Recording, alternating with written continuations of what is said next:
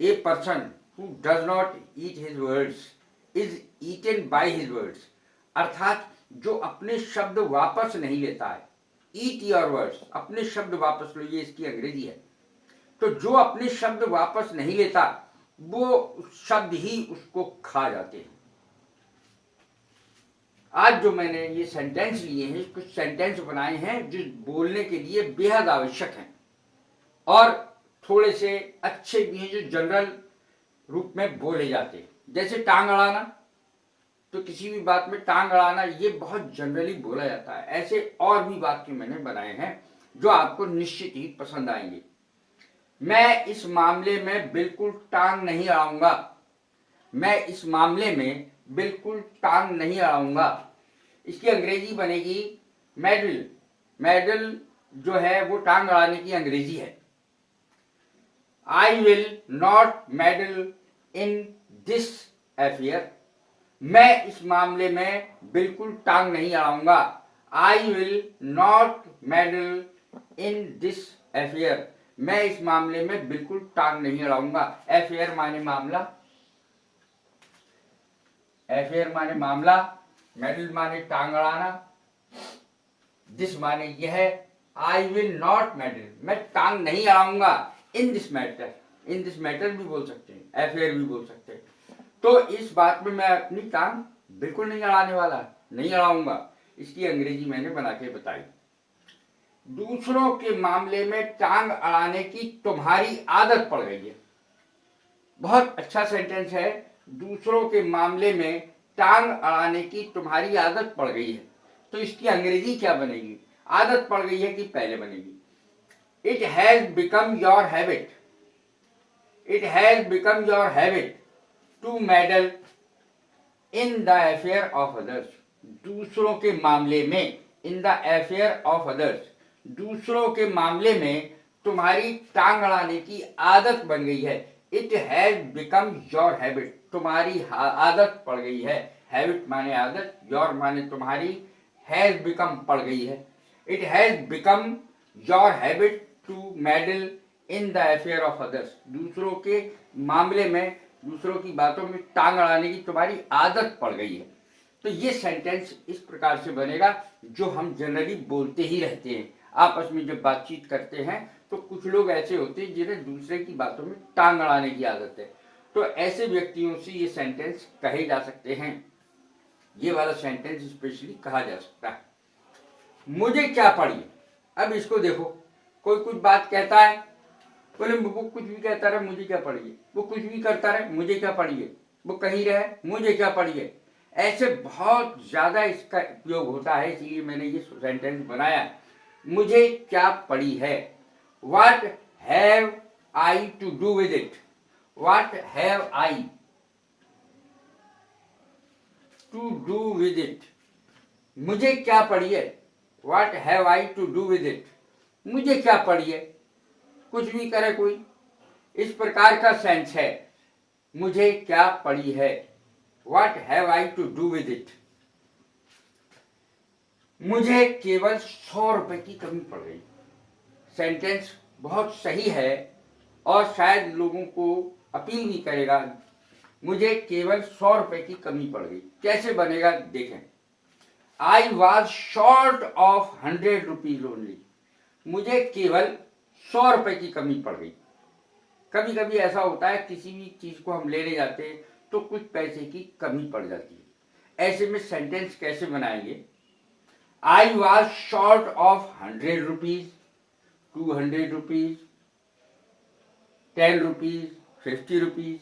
इस तरीके से हम इसका कुछ भी बना सकते हैं, कितने भी रुपए लिख सकते हैं इसके स्थान पर। I was short of 100 rupees only, मुझे केवल 100 रुपए की कमी पड़ गई।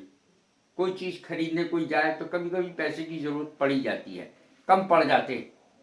I was short of 100 rupees only, मुझे केवल 100 रुपए की कमी पड़ गई। अब अगला है भगवान जाने। भगवान जाने की अंग्रेजी गॉड नोज। भगवान जाने, गॉड नोज। कैसा आदमी मेरे पल्ले पड़ गया। भगवान जाने कैसा आदमी मेरे पल्ले पड़ गया। अक्सर स्त्रियां बोलती हैं इस बात को कि न जाने कैसा आदमी मेरे पल्ले पड़ गया, भगवान जाने कैसा आदमी मेरे पल्ले पड़ गया। इसकी अंग्रेजी कैसे बनेगी? गॉड नोज, भगवान जाने। व्हाट सॉर्ट ऑफ हस्बैंड, किस प्रकार का आदमी। फेल टू माई लॉट, मेरे भाग्य में पड़ गया, मेरे भाग्य में आ गया। लॉट माने भाग्य। गॉड नोज, भगवान जानता है। व्हाट सॉर्ट ऑफ हस्बैंड, किस प्रकार का आदमी, पति। फेल टू माई लॉट, मेरे भाग्य में लिख गया। इस प्रकार से इसकी अंग्रेजी बनेगी पल्ले पड़ गया, फेल टू माई लॉट। इसको देखें, वह उस लड़की के पीछे पड़ा है। इस प्रकार के सेंटेंस कैसे बनेंगे? ही इज हैंकरिंग, हैंकरिंग शब्द का प्रयोग होगा, पीछे पड़ना। हैंकरिंग के साथ आएगा after, hankering after. He is hankering after that girl, वह उस लड़की के पीछे पड़ा है। हैंकरिंग आफ्टर ये शब्द आएगा, HANKERING, hankering after that girl, वह उस लड़की के पीछे पड़ गया या पड़ा है। अब देखें, मेरा जन्मदिन सोमवार को पड़ेगा, ये सेंटेंस कैसे बनेगा वो देखें। My birthday will fall on Monday, my birthday मेरा जन्मदिन, विल फॉल पड़ेगा, ऑन मंडे सोमवार को, मेरा जन्मदिन सोमवार को पड़ेगा। My birthday will fall on Monday. अगला सेंटेंस है, इससे क्या फर्क पड़ता है, इससे क्या फर्क पड़ता है, मुझे इससे क्या फर्क पड़ता है। तुम कुछ भी खाओ, कुछ भी पियो, मुझे क्या मतलब है, इससे क्या फर्क पड़ता है, मुझे क्या फर्क पड़ता है, मैं तो वैसे ही रहूंगा। तुम कुछ भी करो, मत पढ़ो, पढ़ो, पढ़ोगे तो अपने लिए, नहीं पढ़ोगे तो अपने लिए, मुझे क्या फर्क पड़ता है। इस प्रकार का सेंटेंस जनरली माँ बाप के द्वारा भी बोला जाता है, औरों के द्वारा भी बोला जाता है किसी बात पर। इससे क्या फर्क पड़ता है, what difference does it make, what difference does it make, इससे क्या फर्क पड़ता है। व्हाट डिफरेंस, डिफरेंस माने अंतर, क्या अंतर, व्हाट डिफरेंस क्या अंतर, डज इट मेक ये बनाता है, अर्थात इससे क्या अंतर पड़ता है, ऐसे। अब इसी सेंटेंस को यदि मुझे लगा के बनाए, इससे मुझे क्या फर्क पड़ता है, इससे मुझे क्या फर्क पड़ता है। What difference does it make to me, what difference does it make to me, इससे मुझे क्या फर्क पड़ता है। अगर मुझे लगाना है तो इस तरीके से बनेगा, टू मी बाद में आ जाएगा।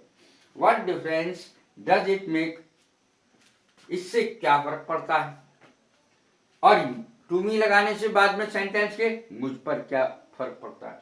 What difference does it make to me, इस तरीके से बनेगा। अब तो अगला सेंटेंस है, अब तो यह रिवाज पड़ गया है, अब तो ये एक रिवाज पड़ गया है। It has become a custom now, अब तो ये एक रिवाज पड़ गया है। It has become a custom now, custom माने रिवाज, नाउ माने अब। It has become a custom now, अर्थात अब तो ये रिवाज पड़ गया है। इस प्रकार का सेंटेंस बहुत बोला जाता है। जैसे पैर छूते थे, पहले पैर छूते थे, अब तो घुटने को छू के हट जाते, घुटना छूते पैर नहीं छूते, तो अब ये रिवाज पड़ गया है ऐसे पैर छूने का। तो अब तो यह रिवाज पड़ गया है, it has become a custom now, अब ये रिवाज पड़ गया है। लास्ट सेंटेंस है, वह मेरे पैरों में पड़ा, वह मेरे पैरों पड़ा। ही फेल, गिरा, फेल माने गिरा, फॉल, फेल, फॉलन, तीन होती है इसकी form, fall, fail, fallen. He fell on my feet, वह मेरे पैरों में पड़ा। ही फेल ऑन माई फीट। तो ये जो मैंने आज सेंटेंस लिए हैं, ये निश्चित ही आपको पसंद तो आएंगे ही, साथ में यदि इनके साथ बोला जाए, इनको याद कर लिया जाए, बोलने में बहुत आसानी हो जाती है अगर आप उसको कई बार दोहराएं। यदि 10-20 बार इन सेंटेंसेस को आप अपने मन में दोहराएंगे और बोलेंगे धीरे धीरे मन में ही, तो आपको ये सेंटेंस बहुत आसानी से आपके मुंह से निकलने लगेंगे। तो इसलिए कैसे बनेंगे ये वाक्य, ये मैंने वाक्य बना करके दिखाएं कैसे बनेंगे। तो यदि ये मेरी वीडियो पसंद आ रही हो तो सब्सक्राइब कीजिए, लाइक कीजिए, शेयर कीजिए। God bless you. Thank you very much.